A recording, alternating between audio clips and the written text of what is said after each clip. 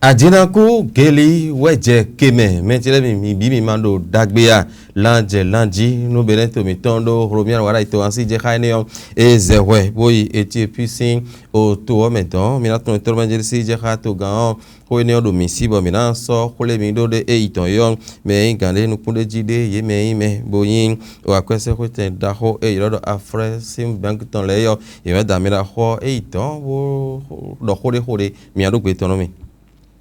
miatu ndo mejile to mi to me dion gbeta dede me gbeta eno yoro troku te koron blo ajio e unda ko ya lo nka do nule me ka bi ba vlafo bo na yi bona so nle ha e sin hudo ndoi bo eno dionu do me de tete yon ti do so alon lo ka bo no mana o npa ro bo abi klo ko sinu wa do ho ko bon koto mi ka ho bi o yime so no mon koto so nke bo de ole ye de koron blo gwan ajio mo jeme to mi na se Kode vole domisi metele mo minaso wona gonu yele.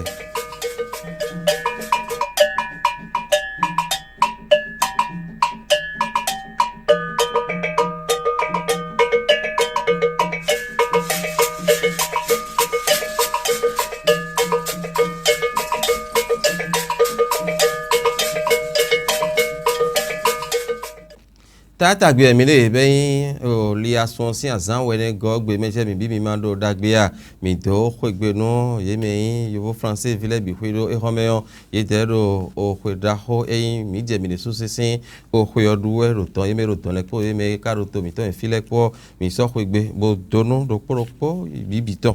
mi atun do meje ho mi ad wada yi to gansi je kha biren to ton so ye hon ibo internet gbe li asun si azan wa to go gbe yo e hun kaka lobo Ethiopia sin to o meton mi elekpon ji maro gberu mi do ko do mi ra ho eze ho bo je tele trolo meyin o ho into no konton bo de o to mi ra ho o tourner tu teme gen e wa yi o joro ton do fene ho lo tu bo mi ra ho e wa jinjan in poto meyin kan da ho pa cherun a ko se ko ten da ho gbe ton iroro afresim bank mi ra ho George Elombi wo e po ipan yi jinjan yin o ye da mi ra ho me do ho mi wara ye ma to toro menjele no gbo e to gan bi ne to ton yin lo akwezi kanali do si ali no azo enio ebi da lotono khede ya hon mira ho enio wezon tambo e dedo e deo do akwase kwete yon si ali no ero no wakaka ero jija imono le tame pomo le ndonu kon imono maje ho mi awara inawa bo nunye edo yo ena mapodo emi po hon ye me joron gege gozi fi gege me tilemi bo wa numo nkan ton si do ka bo hota da honu kan ton e so jija yin do fere mra kendi wo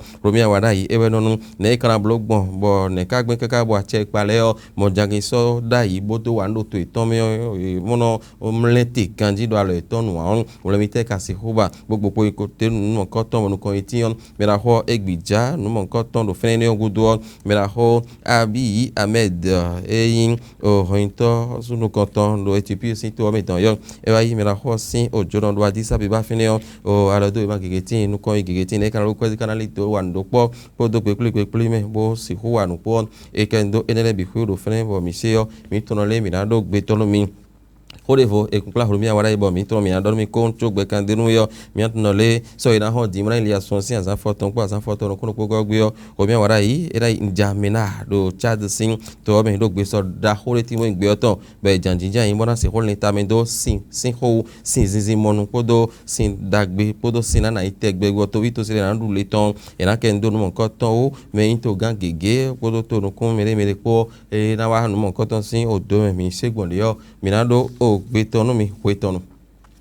mena ide menu gunsi agbasa me chile mi mana tem ko do be jele o mena holu i vlavo no matno de menu ya boko ide menu gungan pondo de menu gun e wa idin esin apa chubo Joseph Ojogbonu e wa yin kan din do de menu gun gbasa fene mo Louis Vlavo no mi atno me jele o e yedo de menu gun sin fene yo e kha khore do ahozan gbe mi do gudo wa ye bo mena ho David Onsa e yin gboji no to o rukonton do de menu gun gbasa fene we do ho do play e ho to le bloko to gan po do le ason e mi le si azan ton no konton gbe be de me na jinja yin lo se na bo me ho ije ton le Louis Vlavo no sin konton de me ro hwe nenu me da ho e ko do de me no yin kan ho yo de gudo po ntro je e ya won la ba so se de me no gba sa do benjele e mi na janfo do gudo mi so si ho pe o lobo yin o de me no de jin mi kun si fo alovi we da ti mboro o de me no yin lo level do me ho ije ton sin gbeta e do se na yin ma zan gede ni le ason sin azan gba gan me o de jin won me na ho o David e xaxodo demen ngbasa fene xaxo ne gudo le mira ho Louis Flavonu e wala imasedo demen ngbasa dem kunso si hu demen ngbo bran si hu i nko e ho alona bo ipena mo Jean Joseph jogbenu e inkantin do demen ngbasa fene ti no le ngbo e we no asinpo e jida icho mi le mi wa demen de kai mo ka ku bo azoton le jera gbon e we so gbeta mo nkan ton susu e ho ni yeye olini do no wale nkan ton sin ho no vinu emi bo mi de sugbeto emi igbena bo maybe ho alona do fene do menjire e o Louis Flavonu o demen de do vo de suyin do to mi ton fi bo ko no wuli bono azoton bono wa hun e bi opo ndo menjire o sena e o tito me yare adi dimbo mi la ho na jinja yin do ton yo e bi o dagbere bo bi yo nu kan yi azoton ni de so titengbe mina do ho de vodo mi lo de men gba sa fene je mina no o home de ti me chelemi boro ageti ran zimero kutoru home horo de na klubu dagba de su di bla yoro do khade me mi ate de lo mark e we yoro do yo go me e lo musée d'art contemporain de Cotonou e we blo mark wo me chelemi no mo koton de men go ye ken de do hointo e no pe nu kundo nu ye dodo mi ton ho no kwete po do ho do mi ton le po sin alinu yasin latunjin e wa fene bo agbija no da homo koton e do na blebe to mi ton fi na zangete do Cotonou yo e do hoton e ti me podo mejele ko inu po me ponsun tabo do karan yo menjin do akwezi kana lito sin alinu we dede jin e ko inu din be an soro ken po no yin boda na gbangba bo e pe tok gege na mo azo de ben e na hunu kunu to bo na don to gege wa bo na wa to me bo anyu no sin alinu won le elevo do alimon koton e na zo bo me gege na mo kwekpepe ru goto de jin do no e mo koton na yan to mi ton me do akwesi alinu yo e dagba okolode su titengbede jin do fi da hora ho mo koton re ko to mi ton fi do agbo me hogbonu podo o gle kwe pode jin tiyan ma ko sin wa o e na wa hu de to bo na no e hwedo de le meyo e na goso na do de jin ndi we yin so rote bo afd e gonu ene we no te ko bele to mi ton do akwesi ale ndeji bo akwe holo de frère me tire bi mi ku hume do euro me we elento yo français ko me be ili mi ton ro poli e se ko aton me tire mi e we na so rote de ben leo ino fine yo ye yi o gbe na bo no mo koton zandi dion e na zin agetero to mi ton me fi mi ale ko ahode voji do mi do ben jele nu wa do de tin ti bogbeta to etere soda yi lo bogbeta e horo de fine yo ado wa na mi pere bayi sunu sin nu do hunde we men tile mi na mi galibo no nyema na kulikuli sin do hunde we yo do troko nu e horo de fine tin yo Abdul Saka mi de mi yo do we de khamito yin nu mo koton sin alinu e wa bo nte mi de o mi ka pon ka bo so gbe mi ton bo mele de mi po gege bo mi do troko wo e ti mi po do meji nu e horo de fine tin ma mo ko je me kunu atun wo end of fo mene donde bokaro question hudo alo e donde bo sin hudo bokaro question bo nde bokaro e lo mo si be mo mi so no ne do teo mi na mo no e ba mi de kwemando mevo eheon e na so de ji beta iton e kono pon mo no do ti mo na ko iton mo ji aton man di o menjin e no awa bo do mi don le bokaro nde bo sin hudo e ne na camera amena mo an yaro gbe mi ton me awon gbe mi an to so e de me hwe bo na tun we chere bo na ka ho kege bi o e an do po video glenu e bo ka ho bi o de su chere bo tun we deji ete we ka henwa boro na dio do adokwe ya bo ka do ndevo tu e onye do no le boro na so wa e onye do le di on te ba kare no le ba nde nkaro kweton lo hen na dio podo no le de ndo opo e na gbeje pon mo na pon do menjele o me na hun ni ka yin tin boro mi do no le bo ka nle fo ba we yo o no iton je ndo fi ka ba sin ho je ho ene we agutan ilu o elomo ne ka blugun kaka no mo koton je asitan mi mana wa do ta boro wa yi mana di yo khe po nde vo le po bo e mana do mi wa nu mi flavo mi na iton ga honen ene bi huyon e no ba do na ho we ma hele me le ho le gbe azan le gbe be yin ton yo e na ton we ma teme do nda li ne le nu e na ton bi hui mana ton do nu ton ma kan je u chere le e hwe do lojo do ta mo di opodo o me ro do to me po e yin do menjire o yen do alon lokan e lo tin bo me de vo ka do alon lokan de vo bo nka so e lo ba we abon ka do kwa ma ho ni an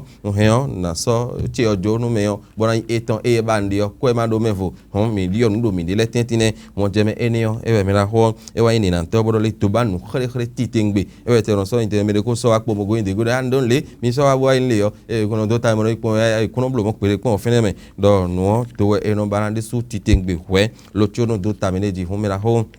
Audulo ewana monjeme enio bi hui chile timelo le gbeta ite ton ede bo mele wo hen era yin bio mento bo amate do kwe anu esi hudu ade wo